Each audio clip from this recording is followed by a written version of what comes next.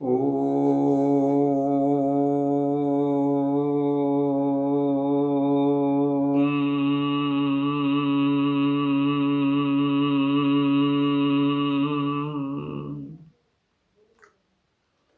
कृष्णं वन्दे जगद्गुरुं। सम्माननीय प्रिय बंधुओं, गद्य विषय भगवान वाल्मीकि के परिचय से था, वाल्मीकि जयंती होने से, और उसका दूसरा विषय था राम और रामायण। तो राम और रामायण पर ही चर्चा हुई थी, किंतु एकाध ऐसा बिंदु बच गया था तो मुझे लगा संभव तो मैं नहीं कह पाया हूँ, और अगर अभी आपको लगता है कह भी दिया गया है तो ज़्यादा ध्यान देने की आवश्यकता है कि स्वयं वाल्मीकि सामने है, रामायण बनी हुई रखी हुई है, और कहते हैं कि पुरा वाल्मीकिना प्रोक्ता। तो पुरा वाल्मीकिना प्रोक्तम, वाल्मीकि अपने मुँह से कहेंगे नहीं पुरा वाल्मीकिना प्रोक्तम, तो कौन बोल रहा है? फिर पुरा का मतलब क्या लेगा? इस बिंदु को थोड़ा सा आप देख लीजिए कि हमने इसको आदि काव्य क्यों कहा है। ये पुरा वाल्मीकिना प्रोक्तम जैसे शब्द ही व्याख्या की अपेक्षा रखते हैं कि भगवान वाल्मीकि ने इस रामायण को संपूर्ण रूप से नारद जी के द्वारा कहे हुए रामचरित पर आधारित किया है, और उस सारे रामचरित को वाल्मीकि जी ने ही 100 पद्यों में ग्रथित कर दिया है।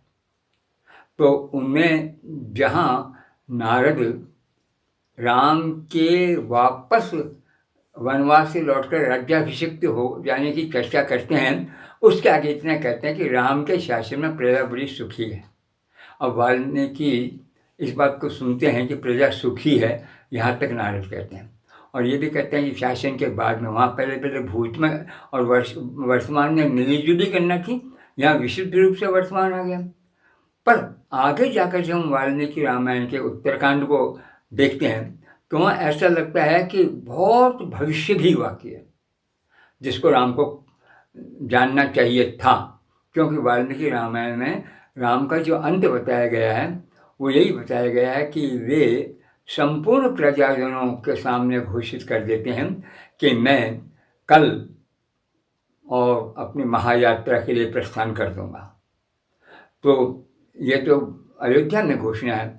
अयोध्या के बाहर अपने इष्ट मित्रों को राम ने बहुत पहले सूचना कर दी थी। छोटे भाई जो अपने पुत्रों के द्वारा स्थापित राज्य में बैठे थे उनको भी बुला लिया था, और इस प्रकार तो इस सूचना से वानर राज सुग्रीव अपने संपूर्ण इष्ट मित्रों को परिवार को लेकर आ गए थे। ऐसे ही आ गए थे यहाँ पर राक्षस भी विभीषण के साथ में, और इन सबको राम ने विदा किया है। ये वाल्मीकि रामायण कहते हैं। तो राम विदा कब करेंगे? जब स्वयं अंत में जा रहे हैं। तो इसका मतलब ये जो भविष्य की सारी घटना है ये वाल्मीकि ने स्वयं ने और राम के वर्तमान काल की उपस्थिति में कह दी है। तो आप सोचिए कैसा विचित्र काव्य है कि जिसको आदि काव्य कहा गया। वाल्मीकि ने संपूर्ण वो वर्तमान स्थिति नारद जी की सुनी जोगी रख दी, फिर नारद जी के द्वारा राम राज्य की थोड़ी सी प्रशंसा जो थी वो देखिए, और राम राज्य में राम ने क्या क्या किया इसको वर्तमान रूप में रख दिया। किंतु इसका भविष्य उनके सामने तब आया जबकि उनके उस यज्ञ में ऋषि वाल्मीकि भी पधारे थे, और उसी यज्ञ में बच्चों ने जब यह कथा सुनाई दोनों ने, तो उनको लगा कि कथा मुझे पूरी सुननी चाहिए। और वाल्मीकि कह रहे हैं इसका मतलब निश्चित रूप से इसमें मेरे जीवन का वर्णन, तो जीवन का वर्णन कहाँ तक सही है देगा। तो उन्होंने नियम पूर्वक कथा सुनने की घोषणा कर दी, और बाद में कथा करना। इसके लिए स्वयं नारद विष्णु उनको कह रहे हैं, जब सीता अब दोबारा परीक्षा करने के लिए तैयार नहीं थी, उसे होना भी नहीं चाहिए, स्वाभाविक रूप से, तो उसने कहा कि मैंने अगर जो कुछ किया है और बिल्कुल मैं सत्य हूँ और मेरे में किसी प्रकार की कोई अपवित्रता का अंश भी नहीं है, तो हे पृथ्वी तू मुझे अपने में संभाले। उसने नहीं कहा था हे पृथ्वी तू मेरा यश फैलक, नहीं मुझे अपने, और पृथ्वी ने उसे संभाल लिया। अब कोई क्या करे, राम भी हक्के बक्के रह गए, बड़ी हालत। तब राम को क्रोध भी आया, थोड़ा सा मैं पृथ्वी को दंड दूंगा, वापस लाऊंगा। उस समय ब्रह्मा कहते हैं कि देखो राम, जो कुछ हो रहा है और जो एक तरह से पूर्व निधि जैसा है, तुम उसमें विघ्न मत डालो। तुमने जो कुछ काम किया है अत्यंत सराहनीय। अब तुम थोड़ा सा आगे का जीवन देखो और फिर कथा के उस भाग को सुनो। तो इसका मतलब राम के उस वक्त तक पूरी कथा हो चुकी थी। तो जिसमें आदि भी है, भूत भी है, वर्तमान भी है और अंत भी है, ऐसा कोई काव्य आज तक मतलब उस समय तक नहीं बना था। इसलिए वाल्मीकि के शिष्य भरद्वाज ने इस काव्य का संपादन किया है, आदि काव्य नाम दिया। वाल्मीकि तो आदि काव्य नहीं कहते, काव्य मानते थे कि सीमित है। तो आदि काव्य का अर्थ यही है कि भूत भविष्य वर्तमान तीनों को एक व्यक्ति और अत्यंत इस योग्यता के साथ कि जिसमें राय रत्ती भरती कहीं मिथ्या कथन न हो और जो कुछ कहा जा रहा है उससे विपरीत घटना न घटी हो, बस ये रामायण का खास हृदय है जिसको हम कह सकते हैं आदि काव्यम। और दुर्भाग्य यही है कि इस आदि काव्य को लोग इस दृष्टि से पढ़ते ही नहीं है और रामायण के छोटे छोटे विषयों को लेकर के मनचाहा समय इसको दे देते हैं, जो ईसा के 6वीं 7वीं 8वीं शताब्दी से ऊपर नहीं जाता है पूर्व में। तो इसको स्पष्ट करके हम आगे चलते तो आज लगभग ऐसा ही एक विषय आ गया। और विषय यह है कि कल परसों जो धन्वंतरी त्रयोदशी थी उसके ऊपर कहना चाह रहे थे कि यहाँ धन्वंतरी कौन है। तो बस तो धन्वंतरी कौन है इसको बताने के पूर्व मैं कह देता हूँ कि धन्वंतरी त्रयोदशी को भी हम लोगों ने बिगाड़ा है। कैसे? इसका विशुद्ध नाम है धन्वंतरी त्रयोदशी और इसको बोलचाल में ले लिया धनतेरस। तो धन्वंतरी का तो रह गया धन और त्रयोदशी हो गया तेरस। तो कहाँ धनतेरस और कहाँ धन्वंतरी? धन्वंतरी में धन्वंतरी की पूजा का प्रश्न है और धनतेरस में उस दिवाली का नाम लेकर के कुछ न कुछ नवीन वस्तु खरीद लाने की बात है। तो छोटी छोटी त्रुटियाँ जो हम अपने प्रमाद से कर जाते हैं और उस वक्त का जो विद्वज्जन है कभी उनको सही रास्ते लाने की चेष्टा नहीं करता है, उसने इतनी त्रुटियों को जन्म दिया। आज उसी दृष्टि में लेकर मैं कहना चाह रहा हूँ कि भगवान दिवोदास धन्वंतरी का जो समय है वो मुझे देखना। और ये दिवोदास धन्वंतरी क्या है यह आयुर्वेद की वजह से ज्ञात हो रहा है। आयुर्वेद के बाहर दिवोदास धन्वंतरी का क्या स्थान है कोई नहीं जानता, कोई नहीं जानता। और इसमें फिर इन इतिहासकारों ने जो कल्पना की है वो मैं आपको बताना चाह रहा हूँ वो इतिहास से कितने दूर है। वास्तव में ये जो अपना आयुर्वेद का इतिहास है वो हमारी लोगों की सृष्टि के पहले से प्रारंभ हो जाता है। ब्रह्मा सोचते हैं कि मैं जिन्हें जन्म दे रहा हूँ उनके आयु में आघात पहुँचाने वाले जाने अनजाने कई कारण हो सकते हैं, उनसे भी मुक्त करने के लिए मैं क्यों नहीं पहले से ही एक ऐसी व्यवस्था कर दूं कि जो किसी भी कारण से, क्या आगंतुक कारण से हो या आंतरिक कारण से हो, इस प्रकार का अगर आघात हुआ है तो हमारी आयु को प्रभावित न करे और हम अपने आयु को पूरी की पूरी जी सकें। इसलिए आयु का वेद आयुर्वेद, रोगों का वेद आयुर्वेद नहीं है। और आयुर्वेद को उन्होंने पंचम वेद का चर्या भी भगवान ब्रह्मा ने दे दिया। और ब्रह्मा ने 1,00,000 श्लोकों में और लगभग 1,000 अध्यायों में पूरे 8 अंगों वाले आयुर्वेद की सृष्टि की थी, पूरे 8 अंग। इसलिए इसका नाम है अष्टांग आयुर्वेद। कौन सा आयुर्वेद? अष्टांग आयुर्वेद। इस अष्टांग आयुर्वेद को लेकर के इन इतिहासकारों ने उल्टे सुलटे प्रश्न खड़े कर दिए हैं कि ऐसा लगता ही नहीं कि इन्होंने न तो आयुर्वेद के ग्रंथों पढ़ा और न इतिहास की समझ रखी। उदाहरण के लिए आज हमें दुर्भाग्यवश इन 8 अंगों में से केवल 3 अंग प्राप्त हैं। 3 अंग में कौन सा है? एक अंग कौमार भृत्य, बच्चे पैदा हों और उनके क्या क्या रोग हो सकते हैं और उनके क्या क्या सेवा हो सकती है, ये तो है बाहर का। बच्चे पैदा ही ऐसे हों कि जो इन रोगों से अधिक मुक्त रहे, यह है आंतरिक। इन दोनों को लेकर के सबसे पहले जो कोई पुस्तक आयुर्वेद की आज मिल रही है हमें ग्रंथ, वो है महर्षि कश्यप का काश्यप संहिता। उस काश्यप संहिता में ये सारी बातें हैं। तो काश्यप संहिता का ये भी हमारा दुर्भाग्य है कि पूरे 8 अंग तो हैं ही नहीं, इस काश्यप संहिता के भी ग्रंथ को हमने पूरा नहीं प्राप्त किया। कहीं कहीं हमारे प्रमाद से नष्ट हो गया। केवल कटी छटी जैसी तैसी करके और जितनी भी प्रतिलिपियाँ मिल सकी होंगी इसको संपादित किया है, तो 2 अध्याय 3 अध्याय भी पूरे नहीं होते हैं, पर इसने संकेत में 8 जो है अंगों का नाम ले दिया। तो पहला ग्रंथ है जो कहता है कि वास्तव में ब्रह्मा ने मनुष्यों से पूर्व, प्राणियों से पूर्व जो एक सृष्टि की है, वो सृष्टि जो है आयुर्वेद की है, ताकि मनुष्य और मनुष्य जैसे अन्य भी प्राणी, उद्भिज वगैरह सबके सब जीवित रह सकें। इसका मतलब आयुर्वेद इन सब के आयु को सुरक्षित रख के और सारे उनसे बाधाओं से बचा करके पूर्णता और देने वाला है, ये आयुर्वेद का है। तो यह हुआ पहला। दूसरी संहिता में मिलती हैं, वो सुश्रुत नाम से है, सुश्रुत संहिता। सुश्रुत संगीताकार है, इसमें कोई दो राय नहीं है, अत्यंत श्रेष्ठ विद्वान भी है, पर वास्तव में उसका नाम मात्र है।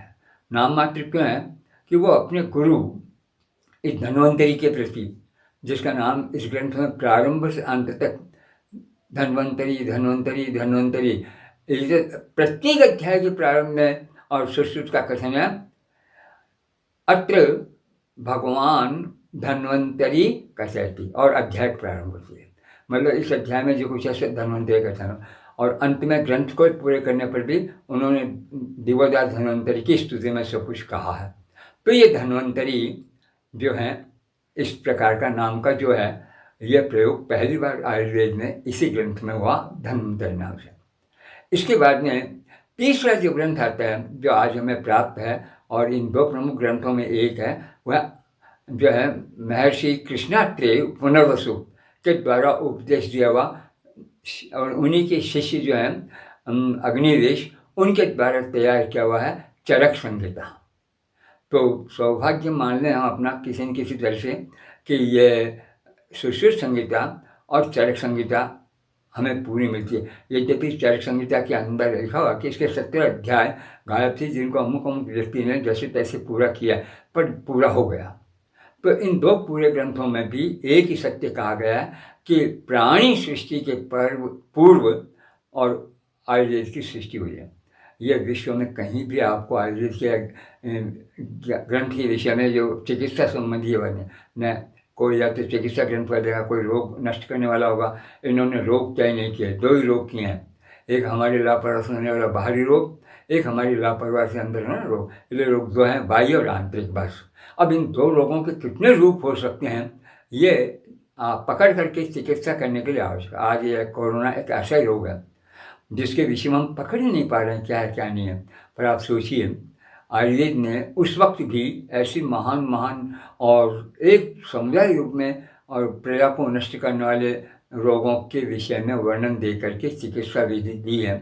आज हमारा दुर्भाग्य नहीं है कि हम इस चीज़ को हम भली भांति दे सके, और इस भली भांति दे सकते हैं अगर व्यक्ति ने कर्मशील। उसका एक उदाहरण है होम्योपैथी के चिकित्सक, होम्योपैथी के जन्म देने वाले, उन्होंने एलोपैथी से शिक्षा ली थी, पर उन्हें लगा कि मैं एक रोग ठीक करता हूँ, उससे 10 छोटे मोटे रोग पैदा कर देता हूँ। यह पद्धति जो हमारे स्वभाव से विपरीत है, कब नष्ट होगी। और अकेले व्यक्ति ने यत्न करके, और जिस प्रकार से एक पद्धति को जन्म दिया, उसका नाम है साम्यपैथी। होम्यो साम्य और पैथी पद्धति। तो साम्यपैथी को तो साम्य पद्धति को तो पैथी पद्धति एक है।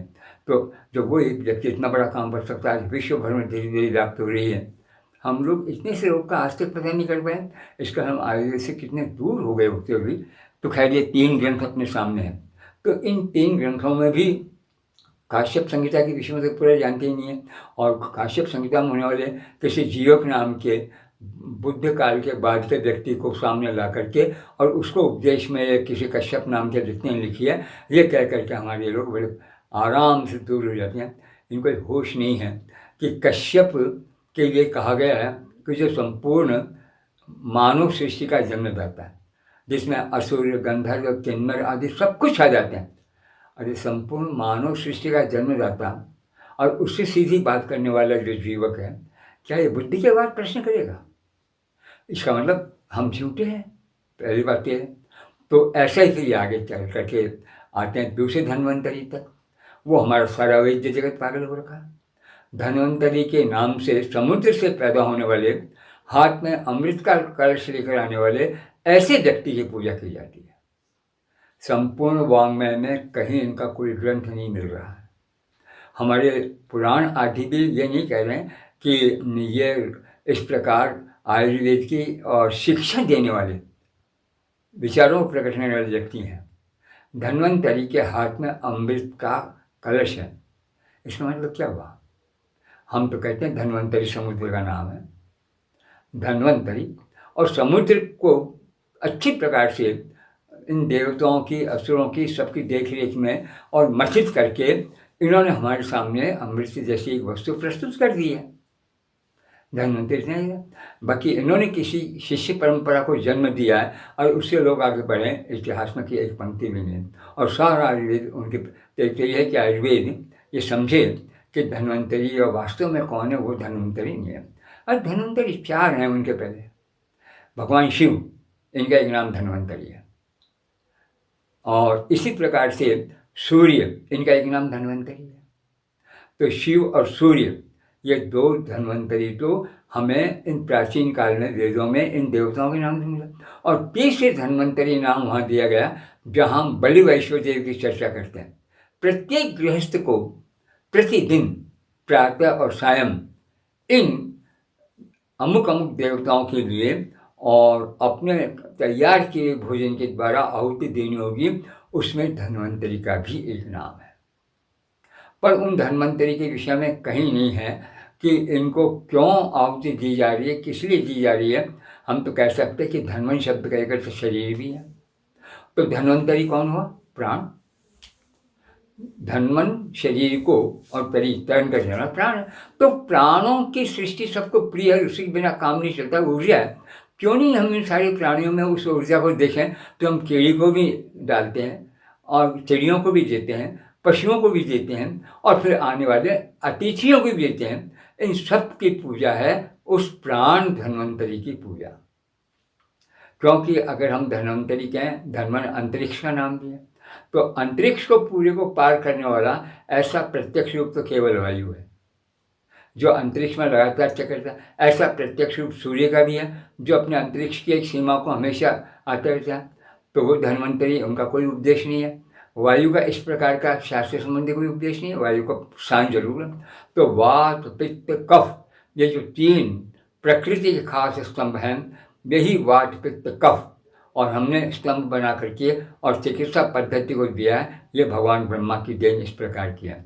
ब्रह्मा ने जब 1 लाख श्लोकों में तैयार की थी तो उन्हें ऐसा लगा कहीं ऐसा न हो कि लोगों के लिए भारी पड़ जाए, तो उन्होंने फिर एक एक अंग को अलग लेकर के उसी के साथ 8 भाग भी कर दिए। इतिहासकार पता नहीं कब 6 भाग बने, कब 2 भाग बना, कब 1 भाग बना, आज तक ये गीत गाते जा रहे हैं। जब इतने स्पष्ट अपने इन्हीं दोनों ग्रंथों में निर्देश मिलते हैं, तो फिर ऐसी स्थिति में इस प्रकार से इतिहास लेखन करना हमारी जो है अराजकता को भी और अयोग्यता को भी और अनिष्ठा को भी, और साथ में उनके प्रति हमारी जो एक जबरदस्त भावना होनी चाहिए, उस सारी भावना को भी नष्ट कर देता है। तो मैं वो धन्वंतरि नहीं होकर के यह देवोदास धन्वंतरि है, इनके विषय में कहना चाहता हूँ। देवोदास धन्वंतरि के विषय में क्यों कहना चाहता हूँ कि हमारे इतिहास में जहाँ अनेक व्यक्तियों का सही समय नहीं मिलता है, वहाँ रामायण के माध्यम से इस धन्वंतरि और इनके पुत्र, इन दोनों का सही समय मिल जाता है। दशरथ और राम के सहयोग। धन्वंतरि महाराज दशरथ के बहुत अच्छे, मतलब देवोदास जिन्हें कहते हैं, दशरथ के बहुत अच्छे मित्रों में थे। और इंद्र ने जब दशरथ से कहा कि यहाँ पर दक्षिण की ओर और ये सारे के सारे दैत्य लोग हमें फिर परेशान करने लगे, तुम जाओ और अपने मित्रों को लेकर मेरी सहायता करो, तो दशरथ ने धन्वंतरि देवोदास जो हैं इनको बुलाया और इनकी सहायता से और जीत करके आए हैं। उस जीत में ये विघ्न पैदा हो गया था कि उनके साथ उनकी पत्नी कैकेयी थी, और बाद में कालांतर में जब राम आदि पैदा हो गए तो उस कैकेयी को लगा कि नहीं, मैं दशरथ को कहूँ और ये मेरे वश में भी है, क्यों नहीं भरत को राज्य में राम वनवास में चले गया। और उसका परिणाम हम जानते हैं कि राम को 14 वर्ष का वनवास भोगना पड़ा। ये राम को वनवास भोगना पड़ा, ये भी हम जानते हैं। पर राम के वनवास भोगने के बाद जब वो राज्याभिषेक हो जाता है और सब लोगों को विदा करते हैं, तो देखिए कितना आश्चर्य की बात है, भगवान वाल्मीकि ने किस प्रकार से व्यक्त किया। इधर जब अश्वमेध यज्ञ करने क्या नाम, यह अश्वमेध यज्ञ करना चाहता है दशरथ, तो वशिष्ठ इसके खास व्यक्ति सुमंत्र को आदेश देते हैं कि देखो सुमंत्र, इसके लिए जिनको बुलाना है उन 4 व्यक्तियों के नाम तुम मुझसे सुन लो, इनको तुम्हें स्वयं को जाकर लाना, अर्थात दशरथ को जाकर लाना। एक तरह से स्वयं तुम लाओगे इनको। सबसे पहले उन्होंने जो नाम लिया है वो नाम दिया जनक का। जनक महान विद्वान है, वेदों का प्रगाढ़ पंडित है, कोई शास्त्र छिपा नहीं है, और इस व्यक्ति के शासन करते हुए भी और शासन से दूर रहने वाली भावनाएं दर दर में पूजा प्राप्त कर रही हैं। तुम इसको पहले लाओ, और इसके हमारे पूर्व संबंध भी हैं, इसलिए मैं सबसे पहले इनका नाम ले रहा हूँ। चलिए ठीक है, जनक के साथ संबंध हो गया। अब दूसरा जो क्रम ले रहे हैं वो इन देवोदास का ले रहे हैं। देखो वो नाम नहीं है, देवोदास नहीं है, पर जो दशरथ का वैश्य है और मित्र है, और उसको लाना जो सदैव अत्यंत मधुर बोलने वाला है, जिसमें खराब का नामो निशान नहीं है, ऐसे महान व्यक्ति को लाना। दूसरा ये हो गया। तीसरा व्यक्ति है, वो भी इसके ही गुणों रखने वाला है, वो अंग नरेश का लोमपाद है। लोमपाद को कहा तुम उसके बच्चे के साथ आना, और बच्चे को भी लाना है, उसके जवाई को भी लाना है। इससे पता चल जाता है कि लोमपाद की क्या विशेषता थी। दशरथ का एक प्रगाढ़ मित्र होने के साथ साथ इस लोमपाद का जो जामाता था वो ऋष्यशृंग था। तो इस अश्वमेध यज्ञ में आने वाला ऋष्यशृंग दशरथ को कुछ अतिरिक्त लाभ दे सकता है, यह वशिष्ठ का चिंतन है। इसलिए पिता पुत्र दोनों को तो वहाँ तुम्हें जाना है। इन 4 व्यक्तियों का नाम वो लेकर के कहते हैं उदा। तो दशरथ जब ये बात सुनता है तो कहता है कि तू इतना जोर कैसे दे रहा कि लोमपाद के पास मुझे जाना है, ये तुम्हें वशिष्ठ ने क्यों कहा। उसने कहा लोमपाद का जो जामाता है वो ऋष्यशृंग ऋषि है, जो उनकी पुत्री शांता का पति होने के नाते उनको जामाता है। वो व्यक्ति तुम्हारी संतति का जन्म दे सकता है, तो हाथों तुम अश्वमेध यज्ञ के साथ साथ वो काम भी कर लो। इस आधार पर इनको, और वहाँ पर स्वयं अपने पूरे अंतःपुर को लेकर के और अमात्यों को लेकर के दशरथ स्वयं जाते हैं, 7-8 दिन उसके घर ठहरते हैं और फिर उन्हीं ऋषिशृंग को लेकर के आते हैं। तो ये 4 वचन यहाँ दे दें। ऐसे अंत में भी भगवान राम जब अपना सिंहासन प्राप्त कर लेते हैं और सारे ऋषि मुनि जो उनको अभिनंदन करने के लिए आए थे उनको विदा करते हैं, उसके पहले उनके अगस्त्य से जो बातचीत होती है, अगस्त्य उनको पूरा का पूरा इनका जीवन वगैरह सुनाते हैं। उसमें जब वो भी पूरा हो जाए तब राम अपने आने वाले उन लोगों को विदा करते हैं जिनको भरत ने इकट्ठा कर लिया था कि आवश्यकता पड़ने पर हम राम की सहायता करें। और वो 4 व्यक्तियों में भी यहाँ पर राम ने सबसे पहले जो विदा किया है वो किया है जनक को। क्यों? और इस बार इस काल का जो जनक है वो 4 बच्चों का ससुर है, 4 का, क्योंकि 2 बच्चियाँ उसके भाई की हैं, 2 पुत्रियाँ उसकी हैं। तो एक जनक को बुलाने में 4 ससुर एक साथ आ जाते हैं। पहला क्रम उनका, सबसे वयोवृद्ध हुई है, शायद इसे सुमित्रा के और कौशल्या के पिता नहीं रहे, इसलिए बड़ा वही सबसे हो गया, पहला उसको बुलाया। दूसरा इन्होंने नाम लिया है इसका, अपने इसके राम की जो मित्र हैं जिनका नाम है प्रसर्दन, काशीपति दिवोदास के पुत्र प्रसर्दन। प्रसर्दन का जन्म ही दिवोदास को युद्धों से मुक्ति दिलाने के लिए हुआ था, और इन जो है किसके अनुग्रह से हुआ था, ये इनके ही जो है पुरोहित और इनके अच्छे मित्र, तो उनके हुआ। और वो थे कौन? देवदास को इस प्रकार की सिद्धि दिलाने वाले, ये क्या नाम, भगवान भरद्वाज। इसने कहा देवदास ने, मैं तो परेशान हो गया, एक युद्ध से छुटकारा, एक 100 दिन तक युद्ध, मैं तो जर्जर हो गया, रक्षा करो मेरी। तो अच्छा ही भरद्वाज ने कहा तुमने मेरे पास आकर बात कही है। तो इन्होंने जिस बच्चे को जन्म दिया भरद्वाज ने इसी प्रकार यज्ञ करके, वो भरद्वाज का पैदा का हुआ बच्चा ये था देवदास का पुत्र प्रसर्दन। तो प्रसर्दन जो है उसको गले लगाया राम ने और कहा कि देख तो 6 महीने तक उस काशी पर जिस पर लोगों के आक्रमण होते रहे हैं, छोड़ छाड़ के अपनी शक्ति के बल से यहाँ बैठा हुआ है।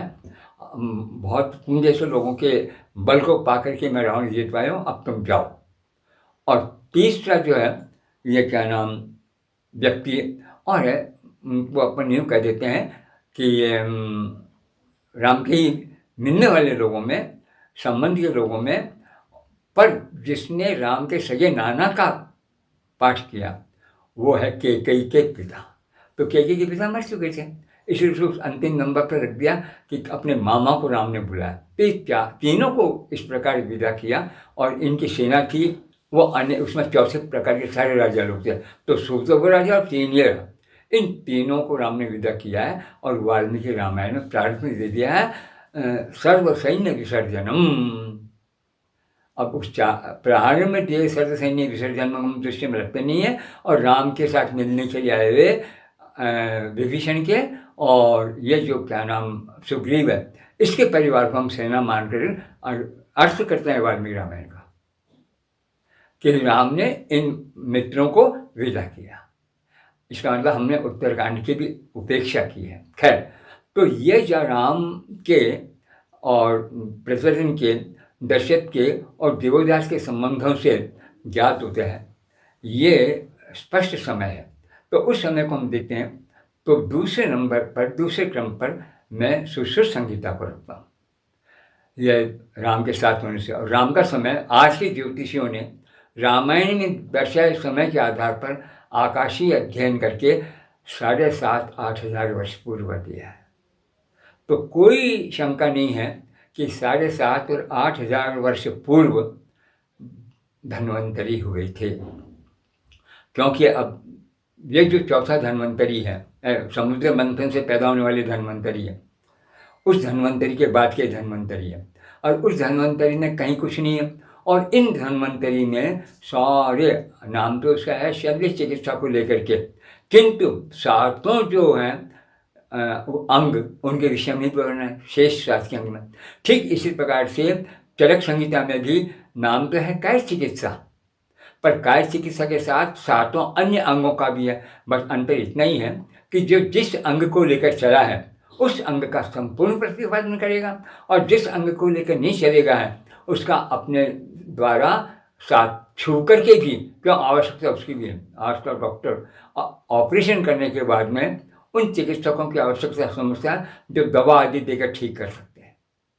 तो ये दवा आदि देकर ठीक करने वाले, काया को ठीक करने वाले, बाहरी रूप से अंदरी रूप से वो जो प्रमुख है वो काय चिकित्सा। अपन काय शब्द का शरीर कर देते हैं, क्यों कर देते हैं?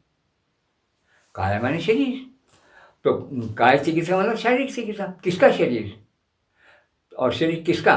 तो ये आयुर्वेद बताता यहाँ ये अग्नि का है। किसका है? अग्नि का।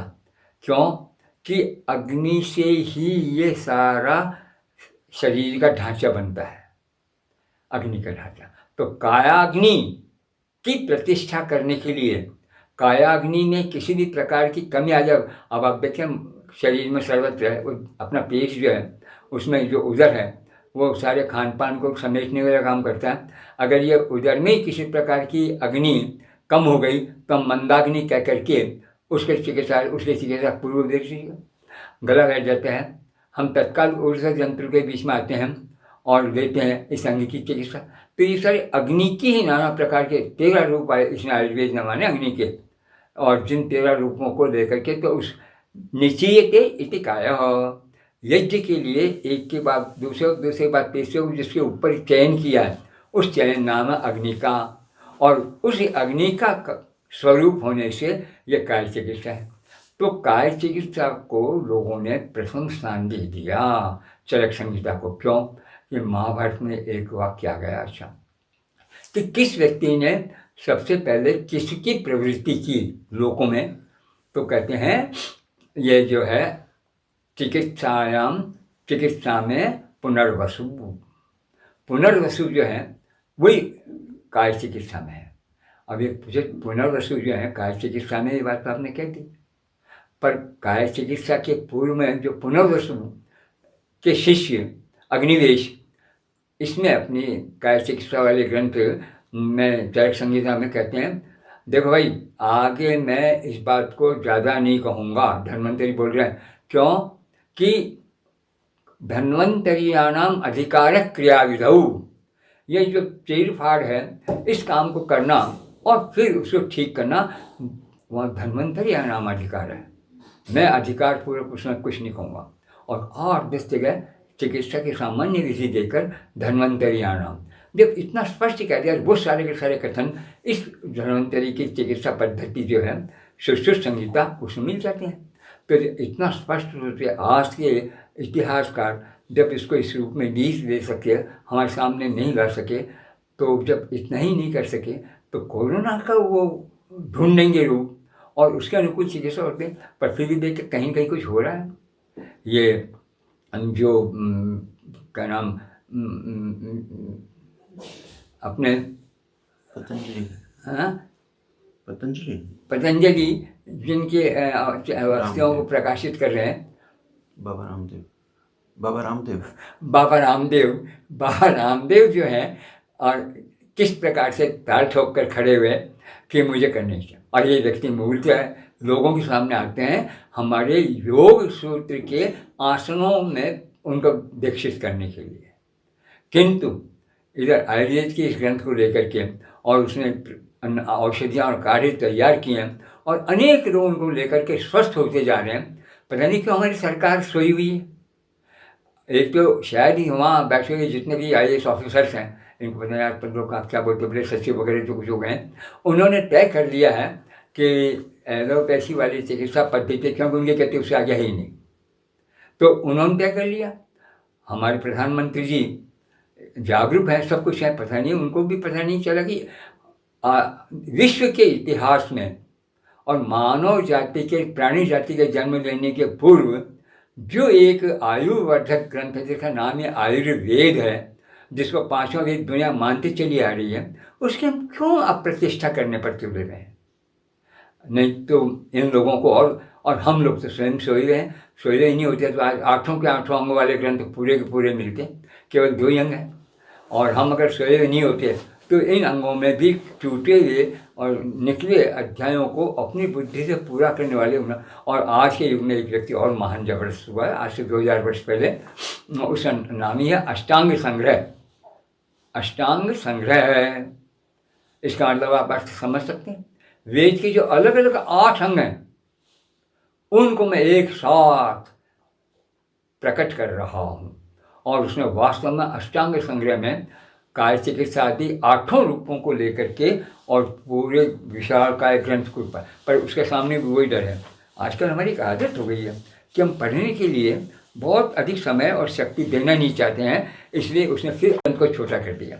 उस अष्टांग हृदय के ऊपर भी 4-4, 5-5 व्यक्तियों की टीकाएँ हैं, और वो जो अंग है सारे के सारे 8, काय चिकित्सा, शाल्यक्य चिकित्सा, शल्य चिकित्सा, शल्य चिकित्सा, विश्व चिकित्सा, भूत विद्या, कौमार भृत्य, रसायन और वाजीकरण, यह इन 8 अंगों के ऊपर आज रसायन और वाजीकरण का नाम से बड़ा घृणा से आती कभी कभी कि व्यक्ति केवल कामातुर है और उसमें रात को टिका रहे मात्र इसके लिए वाजीकरण। अब ये नहीं समझते हैं वाज्य शब्द का क्या, वाज्य संज्ञेय क्या है? भगवान याज्ञवल्क्य का एक नाम है वाज्य संज्ञेय। क्यों है वाज्य संज्ञेय? तो वाजी घोड़े को क्यों बोलते हैं कि वज्रग्रतो धातु में वजति सर्वाधिकेन वेगेन सर्वत्र, बड़ी दूर तक और अत्यंत वेग से जो जा सकता है, 100 योजन तक चलने वाले, ऐसे घोड़े का नाम है वाजी। तो अवाजी को वाजी बनाने का काम करने वाली जो औषधियाँ हैं उनका नाम वाजी करना है। उसमें कहीं पाप की भावना नहीं, उपयोग तो हम उसका पाप के रूप में करना चाहते हैं, करते ही हैं। ऐसे ही एक रसायन कह के तो और बड़ी बात कर दी। रसायन का मतलब एक तरह से कल्प है और रस का ये आयन है। और रस शब्द का आप जानते क्या है? जो कुछ हम खाते पीते हैं उन सब का जो सबसे पहला परिणाम है उसका नाम है रस, और इस रस पर सारा आयुर्वेद टिका हुआ है, क्योंकि अगली उत्पत्ति है रसाश्रिंग मांस नेदोस्थि मज्जा शुक्राणि धातवः।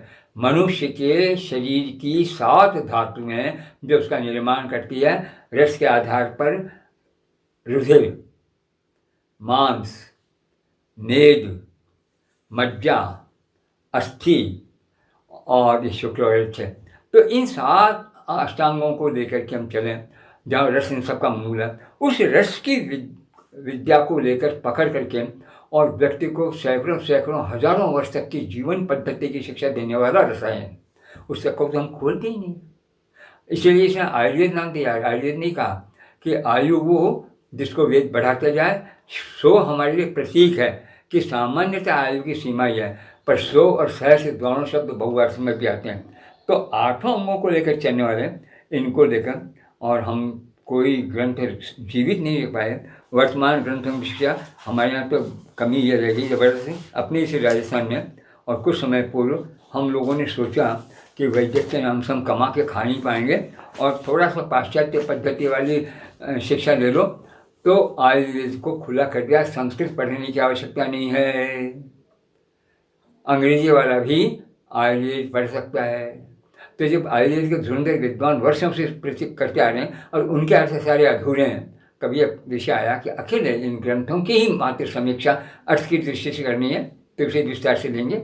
आज नहीं, क्योंकि आज तो अपन ने केवल तो धन्वंतरी त्रयोदशी यह कह रही है घर घर के अंदर भगवान देवोदास धन्वंतरी की हमें पूजा करनी चाहिए, किसी और की नहीं। पर मैं कहूँ कैसे करेंगे पूजा? कौन? क्योंकि आयुर्वेद का इतिहास, पुराना इतिहास, गुरुकुल में रहकर आयुर्वेद की शिक्षा प्राप्त करने वाला इतिहासकार कहता है धन्वंतरी क्षत्रिय था। यानी इसका अर्थ सीधा सा हो गया कि वो नालायक व्यक्ति था, अयोग्य था। कैसे अयोग्य था? कोई इतिहास उदाहरण, तो उसने एक इतिहास दिया, बड़ा प्यारे उदाहरण दिया कि 7 व्यक्ति सुश्रुत आदि जब धन्वंतरी के पास आते हैं कि भगवान प्रजा को इस तरह पीड़ित देखकर, ये कोरोना की स्थिति बता रहे हैं, जिसे जाते हैं तो रो रहे हैं, हम सब अनाथ की तरह दिखाई दे रहे हैं, हम उनको दम दे सकें, प्रजा को उठा सकें, हम आपके पास में। तो वो कहता है कि हे वत्स, आप लोगों को मैं जानता हूँ, मुझे आपको दीक्षा देने की कोई आवश्यकता नहीं है। बोले इस 8 अंगों में कौन सा अंग किसको पढ़ना है? जो व्यक्ति 8 अंगों को पढ़ाने के लिए तैयार अकेला, और इतनी देर को कितना बड़ा अगर वो 7-8 व्यक्तियों में एक बोलता है कि 8 अंग आ जाते, पर वो प्रसिद्धियावत। तो जो इस प्रकार साम्राज्य छोड़ करके वीर पुत्र को सब कुछ समझा करके और स्वयं आकर के आयुर्वेद की पद्धति को जीवित रखने के लिए बैठ गया था, उसको आप कहते हो क्षत्रिय है। इसलिए इन बड़े बड़े सुश्रुत आदि को भी वस्त्र कहकर पुकारता है। एक वस्त्र पुकारना महापाप हो गया। ये इतिहास जानते अगर और समझते वस्त्र किसका नाम है, तो मनुस्मृति पढ़ लेते हैं। मनुस्मृति में आती है ऐसी एक अवस्था आई थी, पर वो अकाल की थी, और बेचारे ऋषियों को जनता के बीच में जाकर जीवित रखने के लिए, अकाल से लड़ने के लिए बहुत श्रम करना पड़ा। तो लगातार लंबे अवसर तक उनका स्वाध्याय न होने से उनको लगा कि हमें पुनः दीक्षा लेनी पड़ेगी। तो ब्रह्मा के पास गया कि हमें पुनः दीक्षा चाहिए, क्योंकि इतना समय हो गया, हमारा स्वाध्याय का एक दिन भी टूट जाए तो मौत है। तो कहे ठीक जाओ। तो एक शिशु नाम का था, अंगिरा गोत्र में पैदा होने वाला था। अंगिरा ऋषि, आंगिरस के अपन शिशु आंगिरस, उस शिशु से पढ़ो। वो शिशु वस्तु से जैसा नाम वैसे गुण, बच्चा ही था, बहुत कम उम्र का था। ये सब के सब बैठ गए। जब आदेश ब्रह्मा का है, तैयार हो पढ़ने के लिए। शिशु ने पढ़ाते पढ़ाते एक दिन वत्स कह दिया, हे वत्स।